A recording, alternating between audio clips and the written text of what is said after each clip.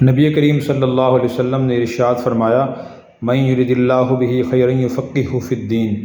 اللہ تعالیٰ جس شخص کے ساتھ بھلائی کرنا چاہتے ہیں اس کو دین کی سمجھ عطا فرما دیتے ہیں۔ دین کی سمجھ کا مطلب یہ ہے کہ اسے یہ معلوم ہو جاتا ہے کہ اس موقع کے بارے میں، اس کام کے بارے میں اللہ اور رسول کی تعلیمات کیا ہیں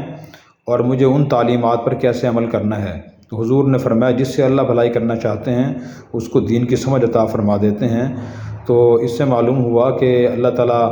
کی طرف سے بھلائی حاصل کرنے کا طریقہ یہ ہے کہ ہر مسلمان دین کی سمجھ حاصل کرنے کی کوشش کرے۔ افسوس یہ ہے کہ آج مسلمان دین کی اور چیزوں کو سمجھنے کی کوشش کرتا ہے، دنیا کے کاموں کو اور چیزوں کو، لیکن دین کی سمجھ بالکل حاصل کرنے کی کوشش نہیں کرتا، اور ایک طویل عرصہ زندگی کا گزارا چلا جاتا ہے، اسے دین کی سمجھ نہیں ہوتی، اور دین کے معمولی چیزوں کا بھی اسے علم نہیں ہوتا۔ اور یہ سمجھ حاصل کرنا کوئی مشکل نہیں ہے، اس کے لیے کہ بہت بڑا کام کرنے کی ضرورت نہیں ہے۔ اگر ہر مسلمان روزانہ کچھ وقت نکال لے، آدھا گھنٹہ، 1 گھنٹہ، اور شریعت کا علم باضابطہ کسی عالم دین سے حاصل کرے تو کچھ ہی عرصے میں